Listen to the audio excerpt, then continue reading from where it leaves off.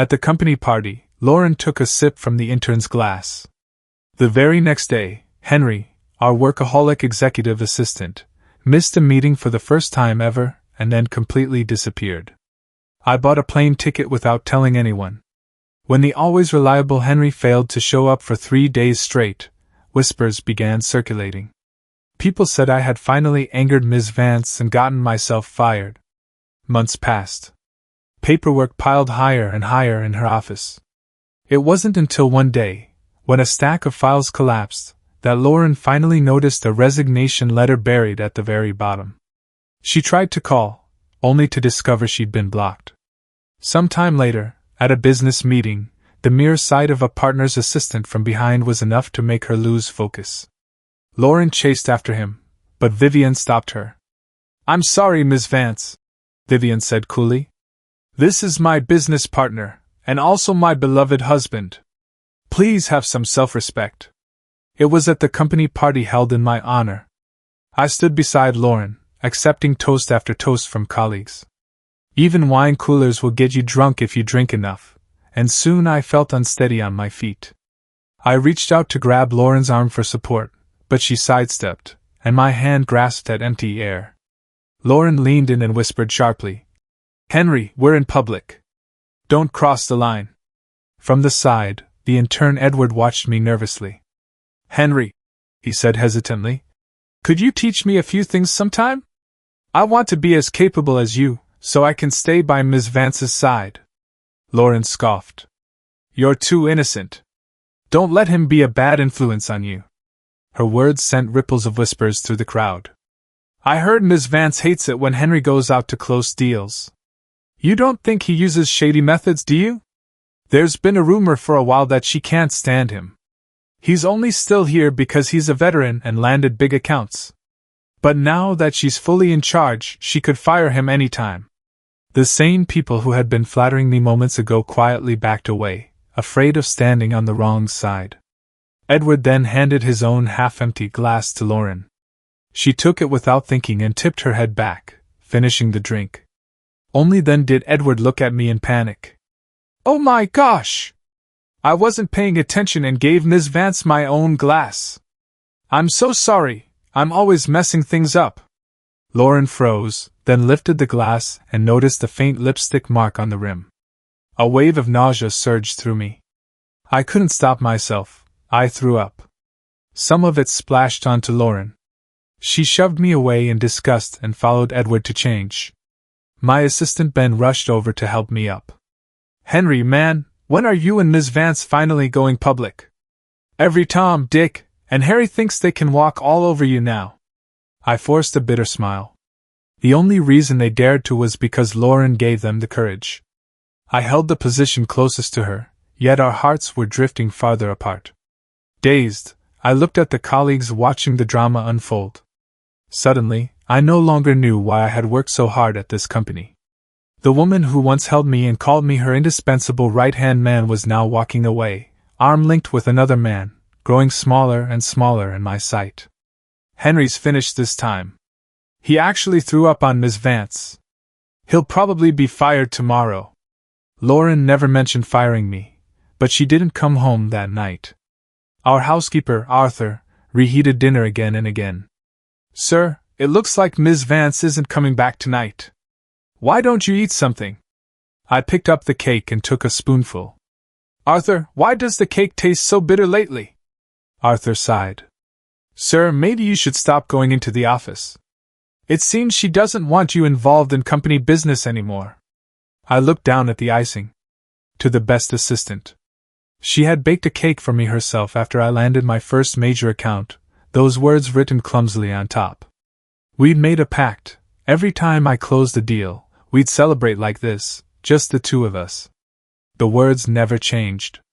But the cake went from homemade, to store-bought, to eventually something ordered by staff. Our two-person celebration slowly became my own lonely ritual. The cake was awful. I didn't want it anymore. As I stood up, I heard the front door open. Lauren came in, leaning on Edward. She paused when she saw the cake in the trash. "What's your problem now?" she snapped. Weren't you the one who asked me to get you a cake? She suddenly grabbed my hand, gripping it tightly. You love this, don't you? Why aren't you eating it? A chill ran through me as I tried to pull away. As if suddenly sobered, Lauren let go. She tugged at the silk scarf around her neck and glanced at Edward. A car key landed on the table. Take this car home. It's late, drive safe. I recognized the key and let out a self-mocking laugh. It belonged to the first car Lauren ever gave me, a pink supercar, a Valentine's Day gift. The day I drove it to work, it drew countless stares and ugly rumors. After that, I never drove it again. But because it was from her, I kept it meticulously maintained. And now she was handing it to someone else without hesitation. Seeing my stare, Lauren said impatiently, It's just a car. If you can't bear to part with it, he can take mine. I turned away, my voice cold. Your car. Your choice. Edward left, thrilled. Lauren glanced at me once before disappearing into the study. Arthur brought me water and aspirin. Sir, why don't you take this to her? Maybe she'll cool down and come back to the bedroom. I took the glass, tilted my head back, and drank it myself, then set the empty glass back on the tray. Arthur stared in shock. If she likes the study so much, I said flatly, she can sleep there. Back in our room, I pulled out our marriage certificate. In the photo, we looked perfect, smiling sweetly, like a match made in heaven. Who would have thought that in just a few short years, we'd be heading toward divorce? I contacted my lawyer. Soon, that marriage certificate would become a divorce decree. The next morning, I woke up groggy, but a message snapped me fully awake. Mr. Evans, I've checked public records. You are still legally unmarried. Could you please double-check the details of your divorce? I stared at the screen, unable to process it. When we married, I was buried in a massive project. Lauren said she had connections and would handle the paperwork herself so I wouldn't be distracted. I never questioned it. I never imagined she'd give me a fake marriage certificate. I opened my laptop to write a resignation letter, but a new email caught my eye. Mr. Evans, congratulations on your acceptance. Please report as scheduled to begin the program. I'd completely forgotten about the advanced professional course I'd applied for. I'd planned to give it up because of work, but I hadn't expected to be accepted. I replied immediately, then finished my resignation letter and asked Ben to submit it for me. I packed my bags and booked a flight to Boston. Before takeoff, I turned off my phone and blocked Lauren everywhere. On the plane, I dreamed. When I first joined the company, I'd scored highest in both the written test and the interview, but my position went to someone with connections. Dejected, I was leaving the building when I ran into Lauren. She glanced at my resume and asked what happened. From now on, you'll work for me, she said. My executive assistant is about to be reassigned anyway. Lauren had two younger half-sisters, both illegitimate, each holding key company roles. The three of them were locked in a brutal power struggle. I watched Lauren navigate the corporate battlefield, learning from her ruthless efficiency. The longer I stayed by her side, the more I wanted to stand beside her as an equal. When I worked late, she'd smile and tease, "How are you more dedicated than me, the actual boss?" Eventually, I found my footing. I landed project after project. The light in Lauren's eyes grew brighter with every success. I can't believe I found such a gem just by picking someone up off the street. She took me everywhere. We were inseparable. Once, someone joked, "Ms. Vance, why do you bring your assistant everywhere?" She smiled. "He's the one person I can't live without." I took that to heart. One night, Lauren got drunk and kissed me. Our relationship began naturally after that, kept secret for the sake of appearances. We spent all our time together, so being public never felt important.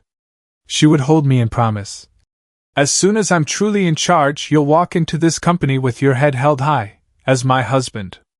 I woke up and touched the corner of my eye. My fingertips came away wet.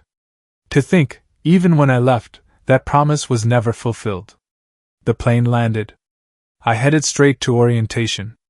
Everyone there was the best of the best, true elites, people who had already achieved incredible things. Everyone in the program was Henry, you're the best. Wherever you go next, I'm coming with you. I'll be your assistant again. I hadn't even figured out my own plans yet, but I couldn't stop him from earning a living. I wrote the recommendation letter first. Over the years, plenty of companies had tried to poach me, so unemployment wasn't something I worried about. I just wanted some time to learn and grow. One evening, I sat alone in a quiet cocktail lounge, listening to people around me share their stories while staring into my glass. Suddenly, someone sat down beside me. I turned and saw it was a classmate from my program. I remembered her because she'd shown up 2 days late. When she walked in that day, I honestly thought a celebrity had arrived. Her face was that stunning. Even the seasoned elites in our class couldn't help glancing her way. I gave Vivian a polite nod and a faint smile, then returned my attention to my drink. But she spoke. Why do you only listen and never talk? Are you an introvert like me? I was surprised she'd started the conversation. From what I'd seen, she never spoke unless someone spoke to her first. I shook my head. My story isn't worth telling. That story was filled with Lauren, and I didn't want to revisit it. But Vivian seemed interested. She lowered her voice. I'll trade you a secret for your story. Deal? I didn't even look up. I'm not interested in your secrets. She suddenly laughed. What about a job offer from Zenith Corp? Surely that interests you. I finally looked up, my excitement betraying me despite my efforts to hide it. Zenith Corporation. My ultimate dream. Vivian smiled helplessly. I knew it. Work always matters more to you. Seeing my intense gaze, her expression turned serious. I'm very close to Zenith's CEO. Don't worry, I'm not joking. It made sense. People in this program weren't ordinary. She wouldn't lie just to hear my story. I took a sip of my drink and began from the start, after I graduated and joined Vance Industries. Lauren made me her assistant, and rumors immediately spread.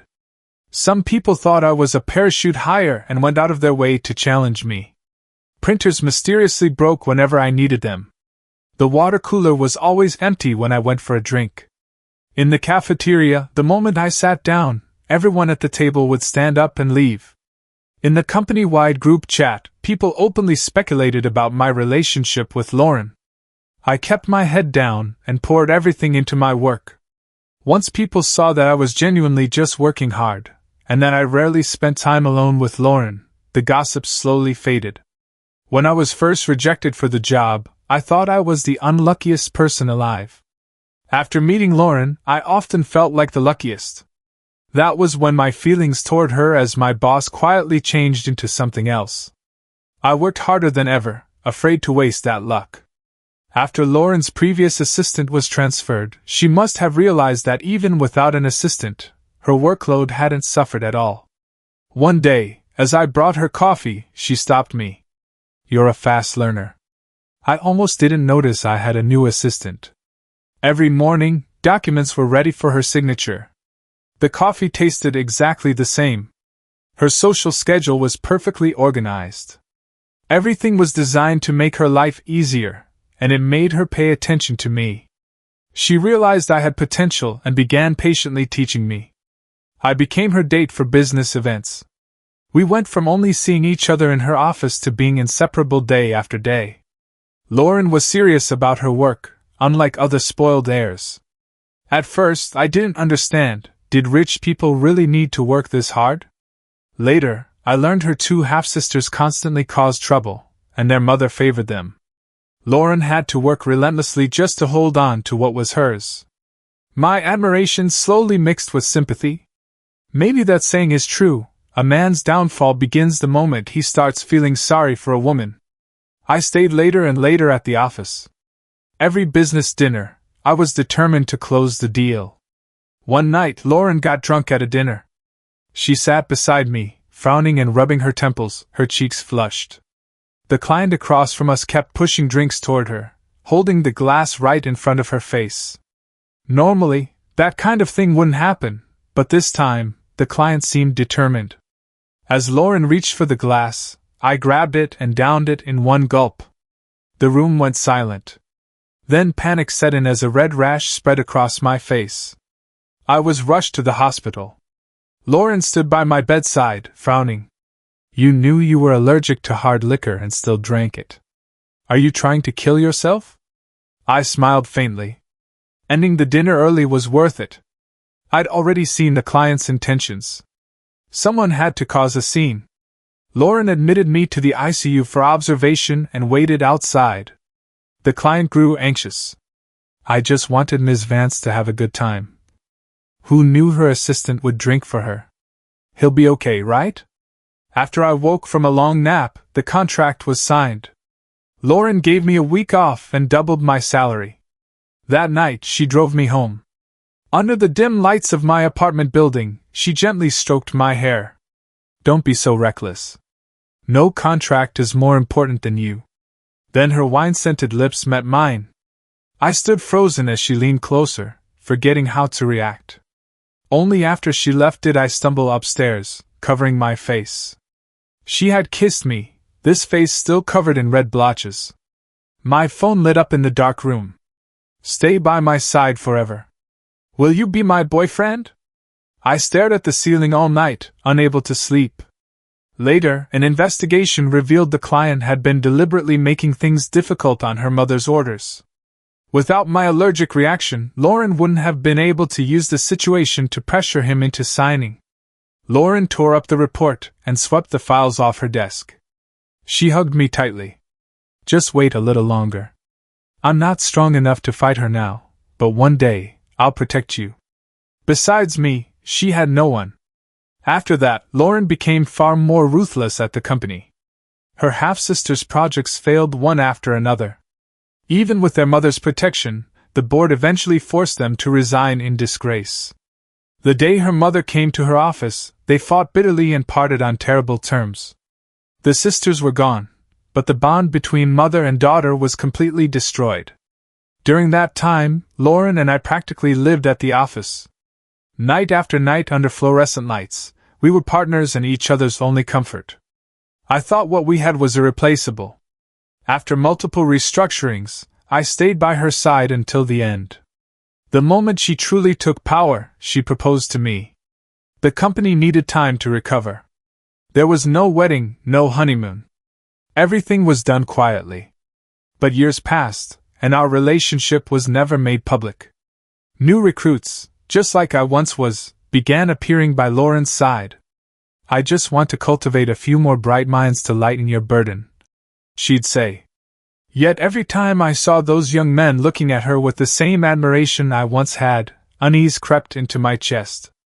After marriage, I managed both the company and our home. I was busier than ever.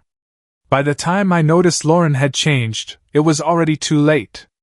The first rumor was about her defending an intern from a client, smashing the client's glass and storming out with him.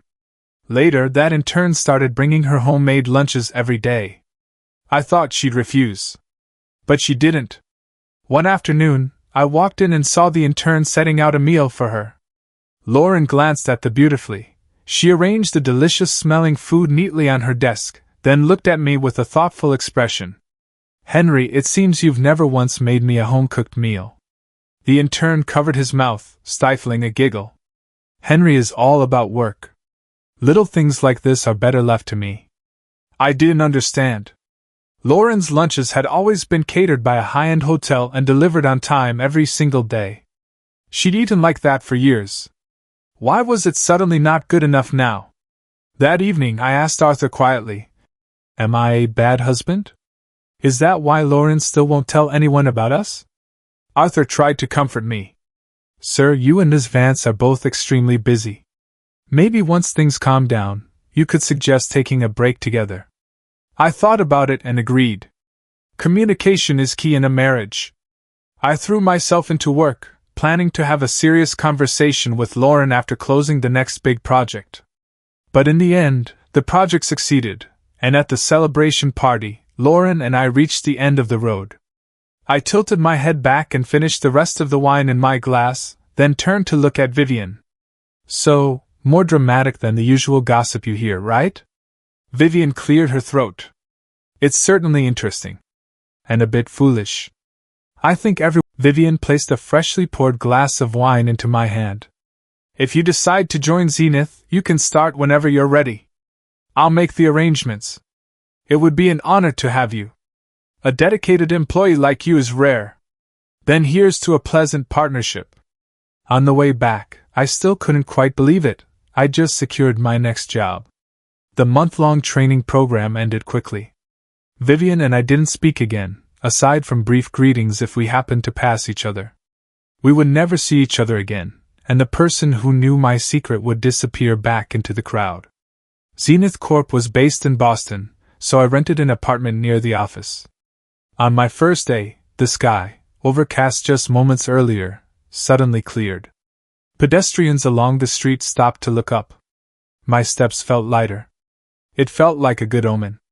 I gave my name to the receptionist in the lobby, and soon someone came to escort me to the elevator. Everything felt incredibly smooth. It seemed Vivian really hadn't been lying. The man escorting me kept sneaking glances at me in the elevator. I gave him a polite smile, and he quickly looked away. It was normal. Being fast-tracked as a new hire naturally drew attention. I'd proved myself through my work. He led me to the top floor. Mr. Evans, please wait here for a moment. The CEO is still in a meeting. I waited for 2 hours and drank 3 cups of tea. As I was nearly finished with my fourth, the door finally opened. I turned and saw a familiar figure. I wasn't surprised. I simply smiled faintly at the woman standing in the doorway, Vivian. So you work at Zenith too? It'll be a pleasure working with you. I'd already guessed that if she could offer me a job, she must hold a senior position. Vivian reached out and shook my hand. The pleasure is all mine, Mr. Evans. As we released our hands, I heard a voice behind her. Mr. Evans, the CEO has finished her meeting. You'll be her new executive assistant. I sat dazed at my new desk, unable to process it. Vivian was the CEO of Zenith Corp? The Zenith CEO I'd seen on TV was a spry old man. How had he suddenly become so young? My new colleague, Chris, leaned over and whispered, Our Ms. Lin just took over the company, so it hasn't been announced publicly yet. She hasn't made any appearances either. But even before this, she was already a powerhouse. The company she founded herself is an industry leader. I thought you must have known the CEO to get parachuted in like this. But you didn't even recognize her? Did she poach you from somewhere? I gave him an awkward smile. Who would have thought the CEO of a major corporation would personally attend a professional development course and recruit talent herself? Just as Chris and I were whispering, the office door swung open. Vivian leaned against the doorframe and cleared her throat, catching our attention. She pointed at me. You! Help him move his desk into my office. Chris jumped up immediately. Less than 10 minutes later, my workstation had been moved into the CEO's office, directly within Vivian's line of sight. I despaired internally. Getting caught slacking on my very first day? She must be doing this to keep an eye on me. What a calculating capitalist. As Chris left, he patted my shoulder and gave me a look that clearly said good luck, you'll need it. Resigned to my fate, I sat stiffly at my new desk, eyes glued to the computer screen, terrified Vivian would catch me not working diligently. From the corner of my eye, I could occasionally feel her gaze. Just as I felt I might turn into a stone statue, Vivian's voice broke the silence. You're going to burn a hole through that screen. Come eat. Only then did I notice a meal had been set up in the guest area. It was clearly prepared specifically for her. I stood and stretched my stiff body. I think I'll go to the cafeteria with Chris. My hand was almost on the doorknob.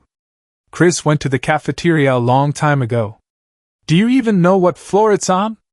I was about to say I could ask someone, but Vivian didn't give me the chance. She pointed to the sofa across from her. Sit. The words died in my throat.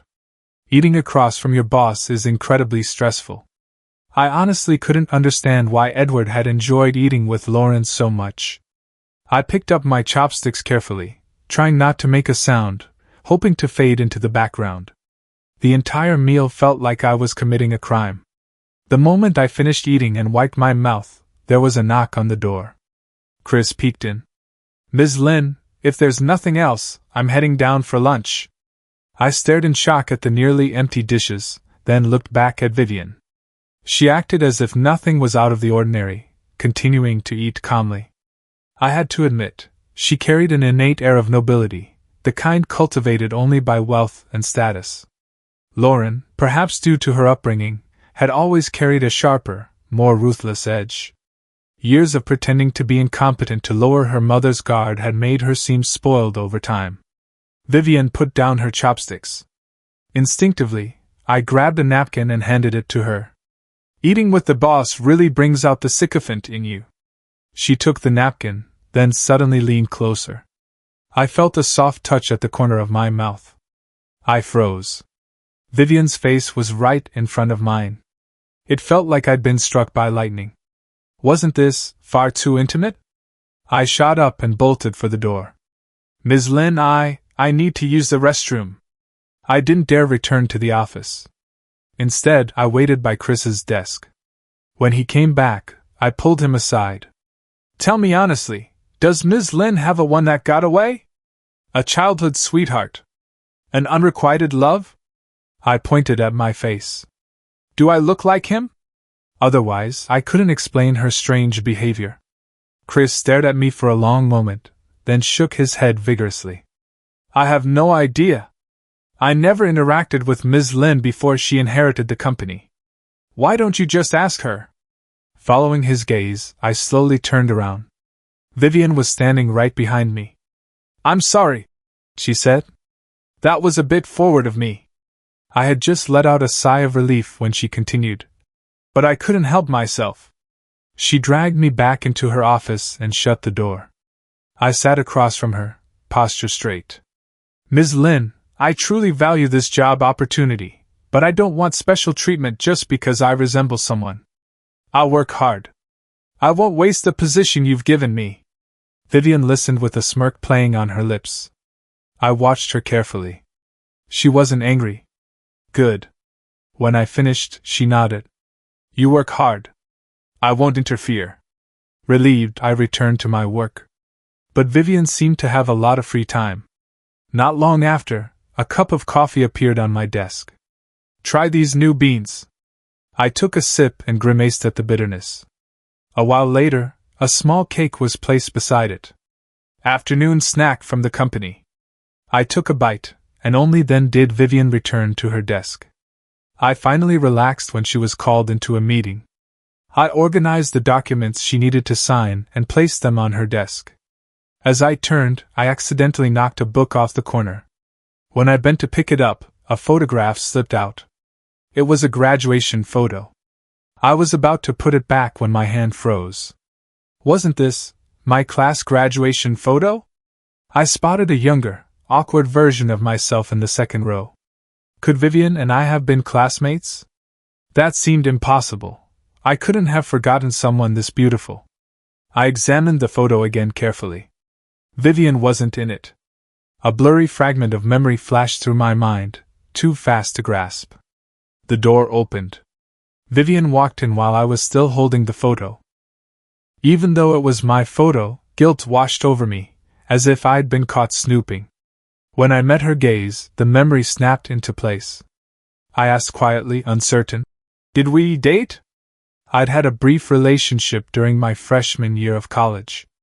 It ended so strangely and abruptly that I'd wished to erase it entirely. It was right after our military-style orientation. I was tanned dark from the sun.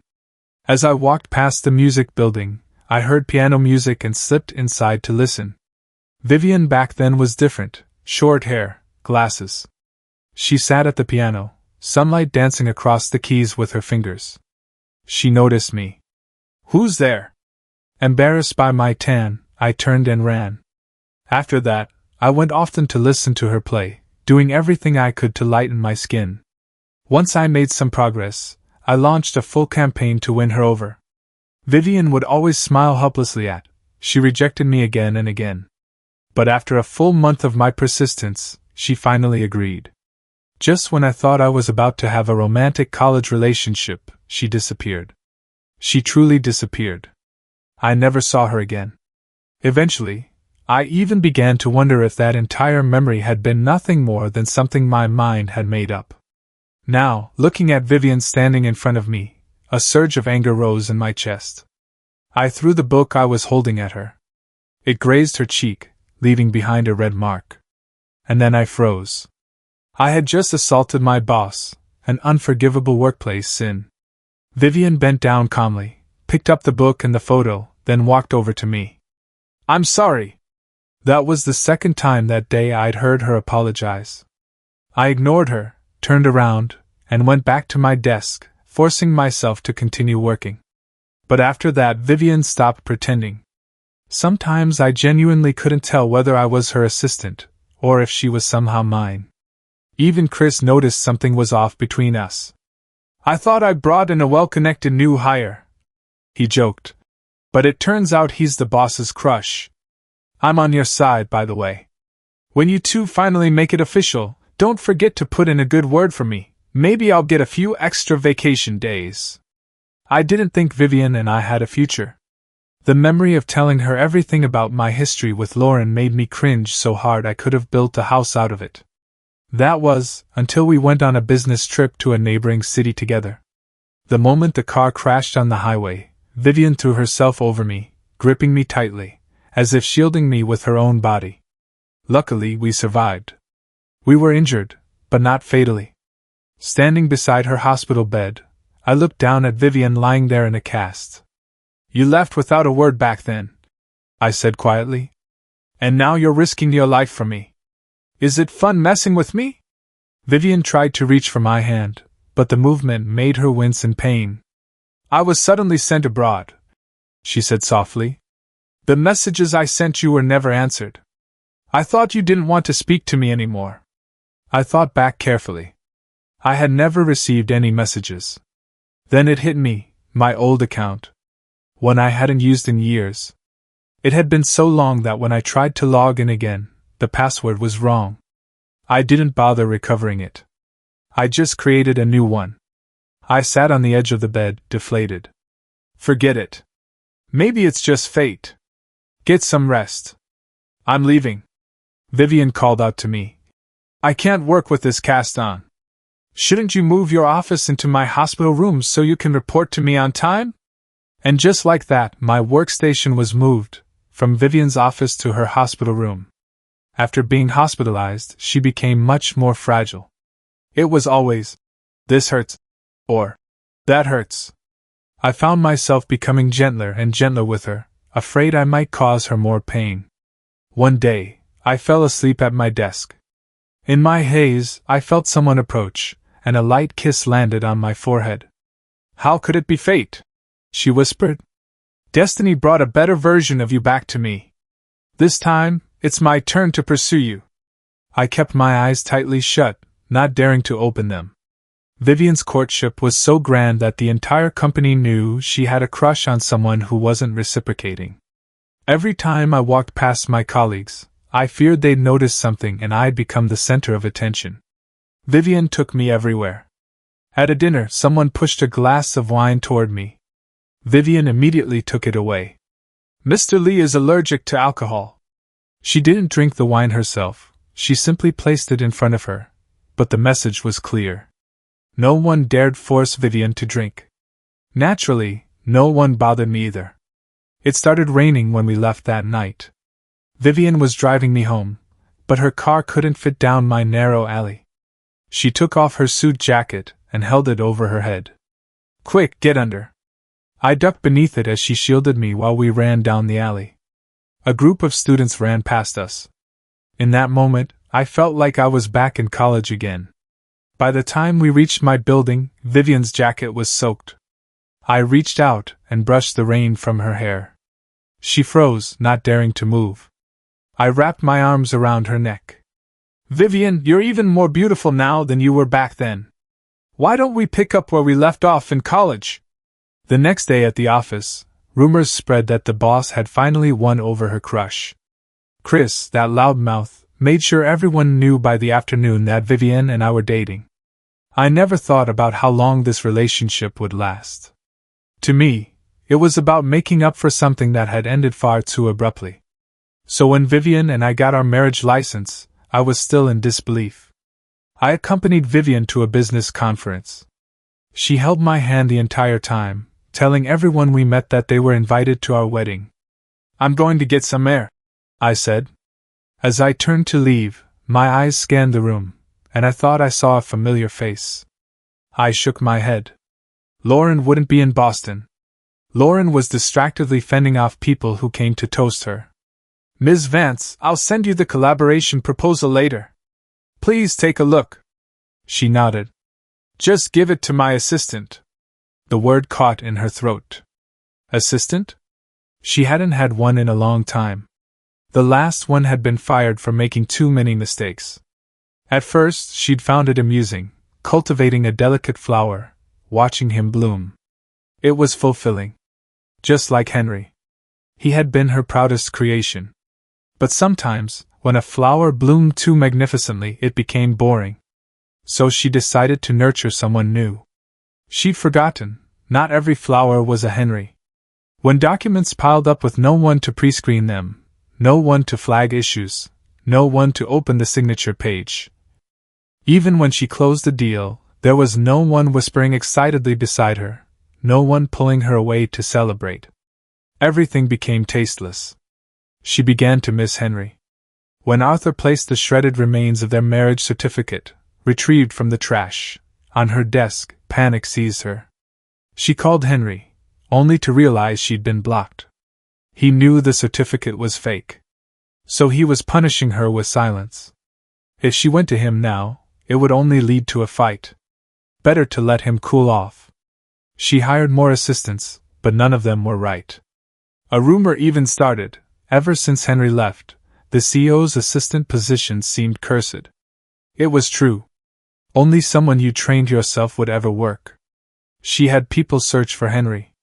When she heard he was in Boston, she impulsively arranged a business trip. Lauren sipped her wine when a figure flashed past her peripheral vision. She pushed through the crowd, but the person was gone. When had she started missing Henry so much that she was hallucinating? "Ms. Vance, why are you drinking alone?" Lauren turned to see Vivian Lynn of Zenith Corp., the woman she hoped to partner with. "It's nothing," Lauren said. "I just thought I saw someone who looked like my former assistant." Vivian smiled and raised her glass. "I've heard your assistant is exceptionally talented. Many companies tried to poach him. He's secured quite a few major projects." Lauren felt a surge of pride. "You flatter me. I trained him myself. Naturally, he's loyal." Vivian took a sip. "Is that so?" Lauren wanted to discuss business, but Vivian put down her glass and walked outside. Not wanting to miss the chance, Lauren followed. Vivian crossed the terrace garden and found me sitting quietly, watching the city lights. I had just looked up when her lips were suddenly on mine. She was unusually fierce, not letting go until I was breathless. I glared at her. "Should we go back?" "Yes. Let's go home." As I turned, I heard movement nearby. I looked over and saw Lauren, hidden in the shadows, shock and disbelief on her face. It took her a moment to speak.